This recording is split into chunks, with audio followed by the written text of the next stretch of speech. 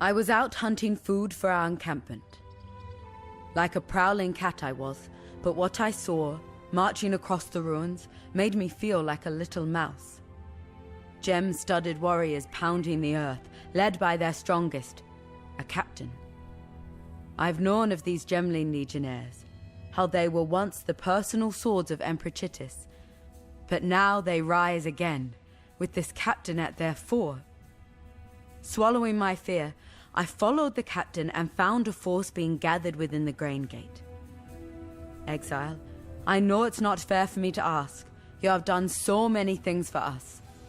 But if you were to find the captain and slay him and his men, I would honor you greatly. Our little town would not survive an onslaught such as the captain is likely to enact upon us. There is nothing else.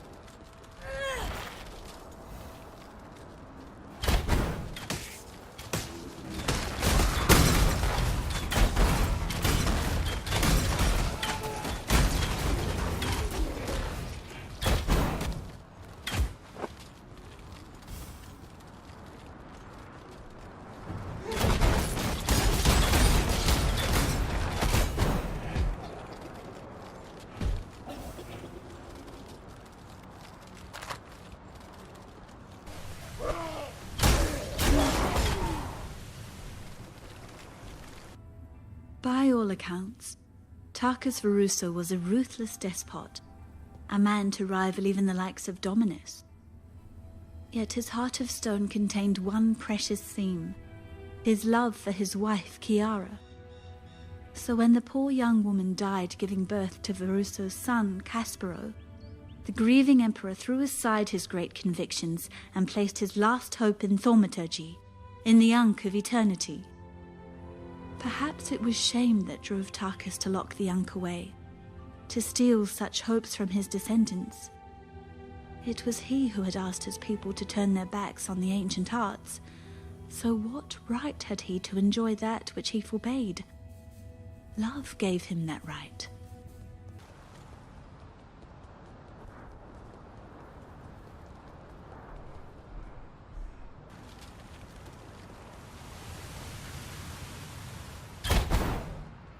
I'm not up to that just yet.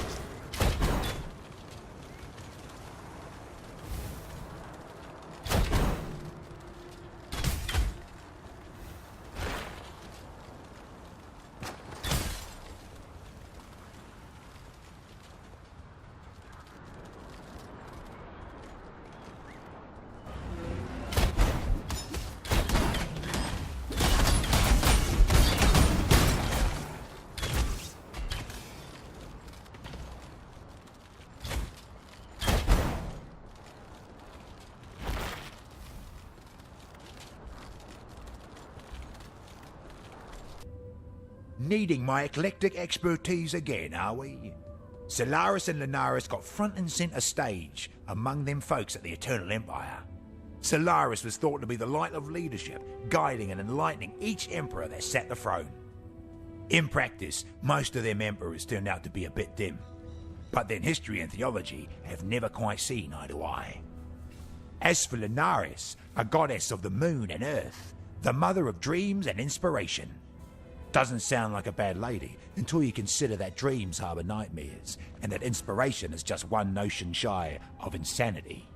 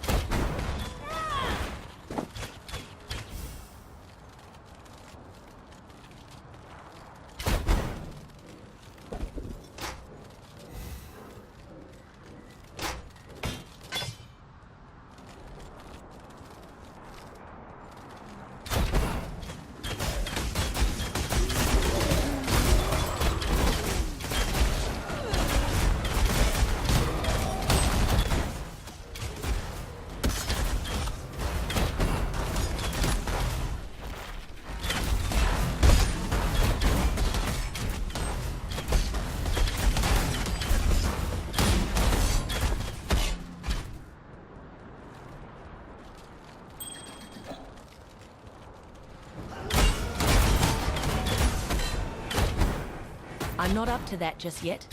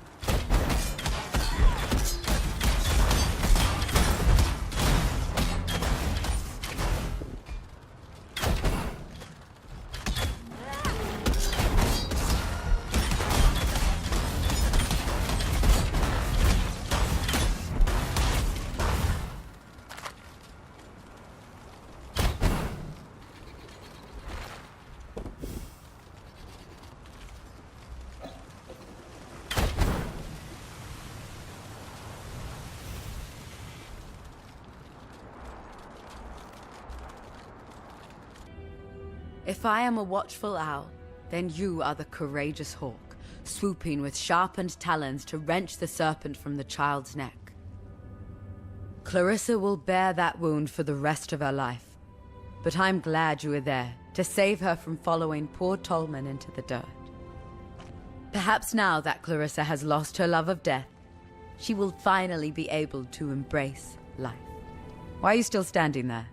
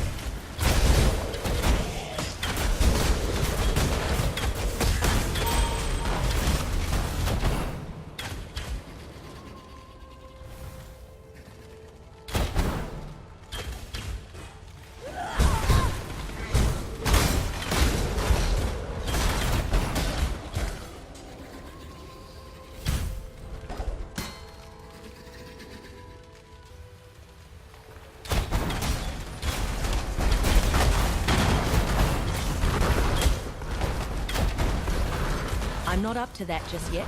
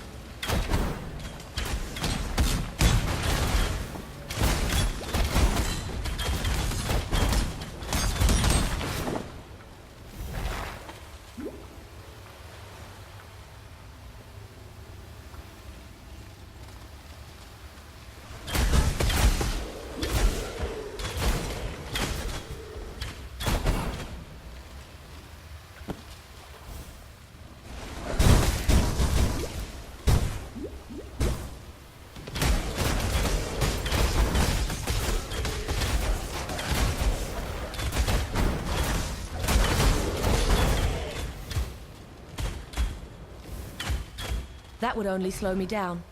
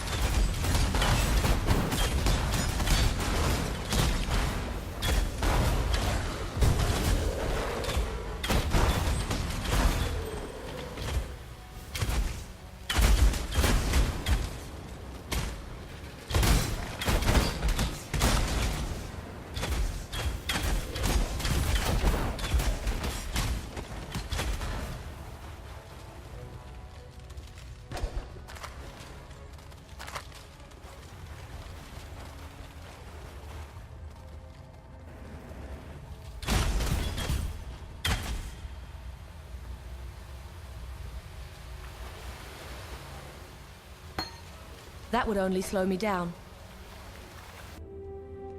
You found them! No easy feat, I bet. How's old Hector these days? Not so good after you crossed paths with them, am I right? I'll polish these wings up and get them back to their owners, just as soon as my Mariketh friend can get her folks to pay the ransom. Price, I mean. In the meantime, take a little something from my stock as payment.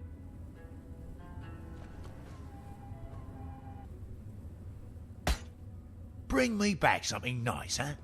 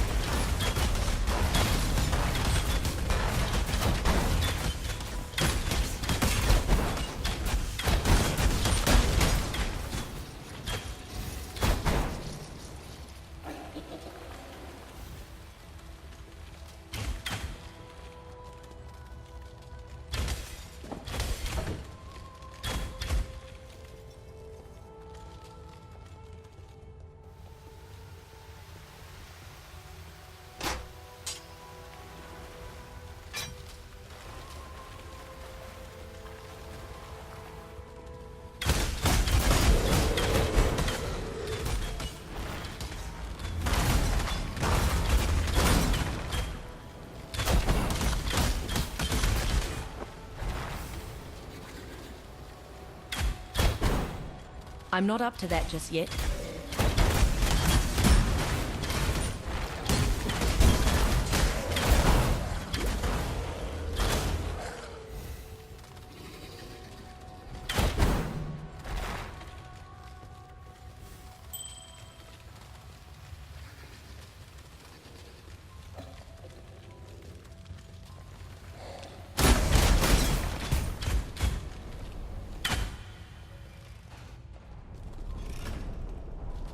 On the night of 1,000 ribbons, our finest city burned. It burned with fires lit by cruelty and neglect. It burned with shame for giving the title of emperor to a man who did not deserve it.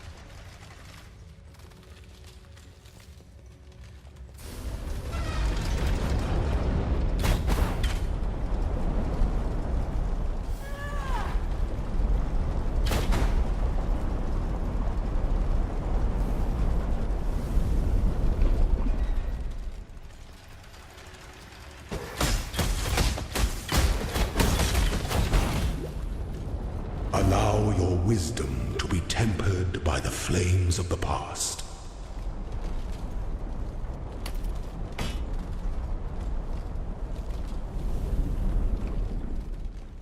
On the night of 1,000 ribbons, our finest city burned.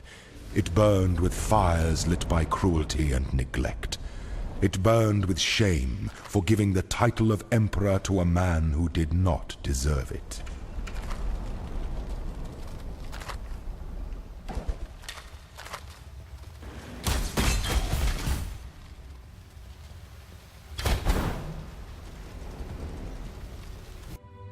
My heart aches for Grigor. I know the battle in which he is engaged. It's like my own, a fight to make sense of life in a land that deems life to be worthless. I don't know where he's gone, but I do know he's looking to find himself, his true self, as we all must do in our own time.